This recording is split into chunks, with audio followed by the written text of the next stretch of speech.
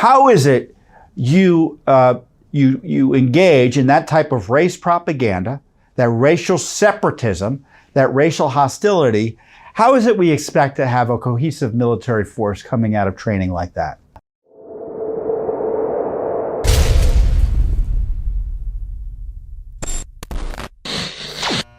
Well, this week celebrated the birthday of the U.S. Army, which was created by Congress, I believe, in 1775 on June 14th, which obviously is also Flag Day. So happy birthday, U.S. Army. Unfortunately, we got some bad news about the current state of the U.S. Army, specifically the U.S. Military Academy at West Point, which trains the rising generation of Army leadership. So we received some pretty shocking records as a result of 2 Freedom of Information Act requests that we filed against the Defense Department after they gave us what I call the proverbial hand to the face when we asked for records about critical race theory training at West Point. And then we also asked for emails related to such training of the superintendent there and also the former U.S. Military Academy senior enlisted leader there. So the leadership of West Point. And so the documents are as bad as you might think. It's pretty clear that critical race theory and its cousins in the world of Marxist theory is endemic at West Point. These documents include, for instance, material about whiteness. In order to understand, I'm quoting, in order to understand racial inequality and slavery, it is first necessary to address whiteness. I mean, that phraseology is racist claptrap. And it's being force-fed our cadets at West Point. White people and people of color live racially different structured lives, quoting someone. Whiteness is a location of structural advantage, of race privilege, a standpoint or place from which white people look at themselves and the rest of society. Refers to a set of cultural practices that are usually unmarked and unnamed. Take for grantedness of whiteness. Privilege lives within this. So I want you to imagine yourself. Now, these are young men and women who are willing to risk their lives, by the way, to protect our freedom. They're in this wonderful historic location, this institution, the U.S. Military Academy at West Point, and they're in classes or they're in trainings, and they're being told, they're being force-fed this information. So if you're white, you must be thinking, why am I being attacked? Or I should be ashamed of myself based on my skin color.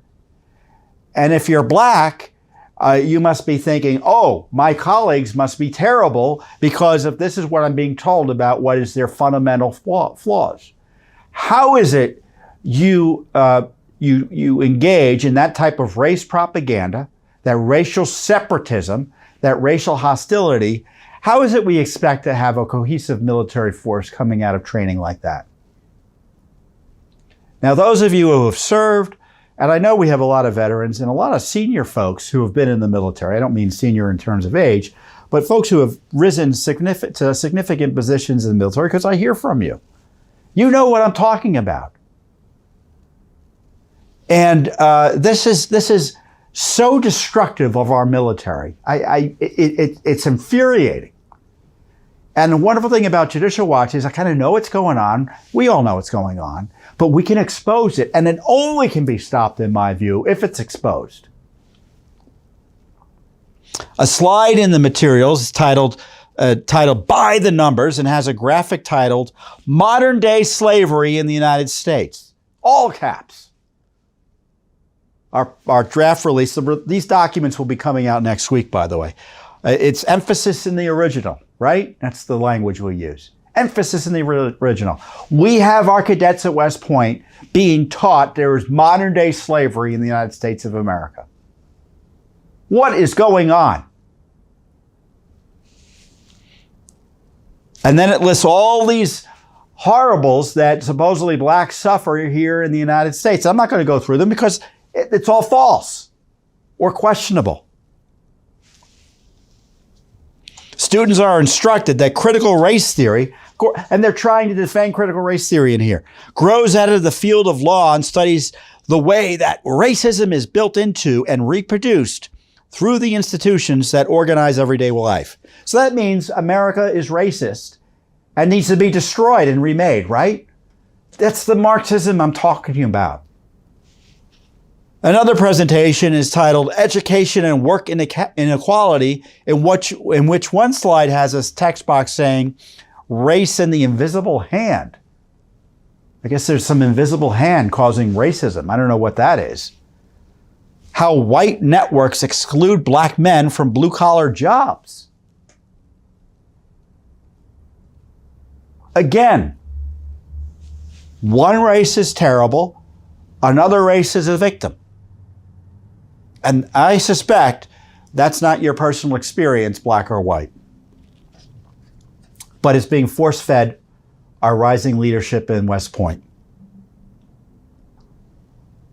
Another slide essentially says affirmative action isn't, quote, reverse racism. This is the question. Do you think affirmative action creates an environment for reverse discrimination? Use CRT to support your answer. Well, critical race theory says there is no such thing as reverse discrimination. Whites have all the power. Only people with power can discriminate. That's the theory of critical race theory. Of course, it has nothing to do with our discrimination law. It has nothing to do with our Constitution, and it specifically is used to justify illegal discrimination. And one of the other things about critical race theory you should understand is they oppose integration.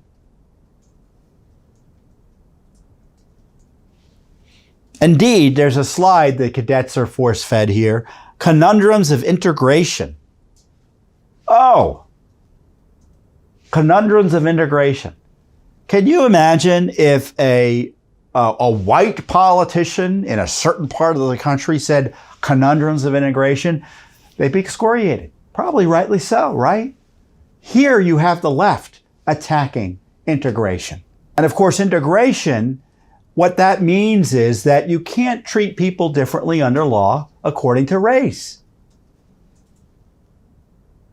So in the days of segregation, you would have, contrary to the Constitution's 14th Amendment, you would have people being treated differently according to race. They would be not allowed to go to a certain school based on race, or in a locality, you would have specific areas of the place, of the town or community where they were not allowed to live.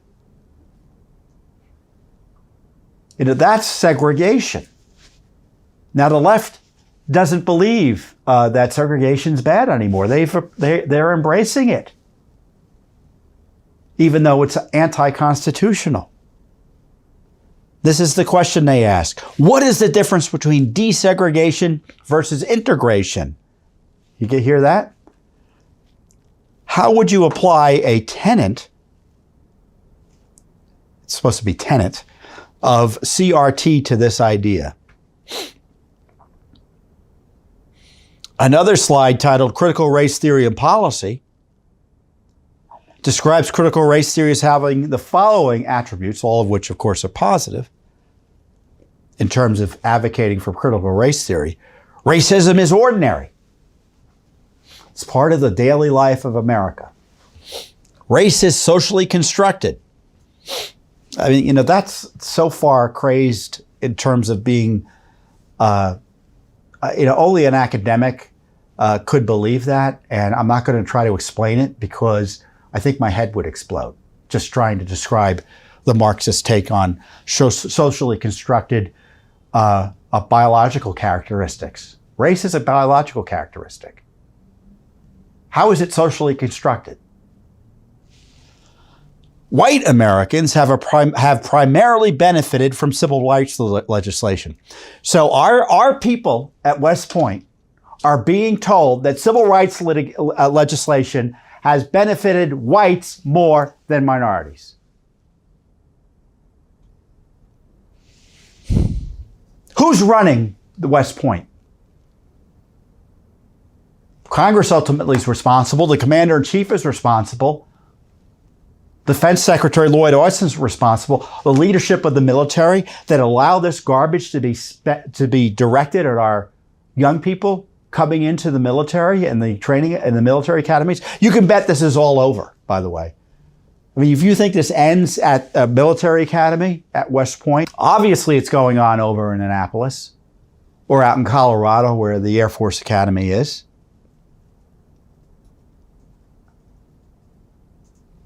A slide in a presentation now, of course, it's not just critical race theory, it's also queer theory and policy, which is a cousin of the Marxist critical race theory. It's all part of the same communist revolutionary ideology that seeks to attack fundamentally the structures of the West and specifically the United States by taking these theories and agendas and trying to divide the American people and the society generally.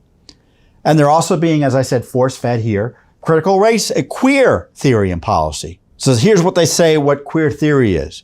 Heterosexuality is the basis for sexual formations. Queer theory is multidisciplinary. I'm not quite sure what that means. You know, I kind of do know what it means, but it's academic crazy talk, right? And if you follow the left, you kind of know what their code words mean. And it's just nonsense talk to justify destroying the social fabric of the country. Gay and lesbian issues get combined into one category when they are not the same. Boy, a lot there, huh? They're not even satisfied with separating straights from gays. They want to separate gays from each other. That's Marxism. In the syllabus for 3 credit, you get credit. Social Sciences Department class, the politics of race, gender, and sexuality. Some of the assigned reading includes critical race theory, an introduction. In the course description, the syllabus notes the class will serve as an introduction to the theoretical concepts of postmodernism, which again is Marxism. This will include a focus on feminist theory, critical race theory, and queer theory. This is what's being taught in West Point. Another objective is to, quote, consider how the contemporary issues that relate to race, gender, and sexuality apply to the Army and how they impact the Army officer. The concepts will be discussed in this class. The concepts that will be discussed in this class are essential for future military officers to understand and fully absorb. Well, that's true as far as the military leadership is concerned. That's what they're obsessed by. I mean, you see this with Pride Month. You have our military posting on social media pride propaganda. Here you have the left under the guise of this Pride Month. You got to hand it to the left. They're extremely effective. They've essentially taken over a calendar, a month of the year, and they've gotten the government, corporations, and social media and all the cultural institutions to advance their agenda every day of that month. And you have our military, for instance, promoting Pride material all throughout social media. And you can bet the trainings are reflecting that as well. I'm sure they're being forced to go through all sorts of propaganda training for this extremist propaganda. I mean, when you see our military post something other than the American flag, and specifically the rainbow flag, doesn't mean that individually, if you want to fly the rainbow flag, you know, more power to you. That's your God-given right. But our military to be promoting a flag that reflects an ideological and radical agenda, frankly, any other flag than the American flag or the service flag or state flags, my gosh.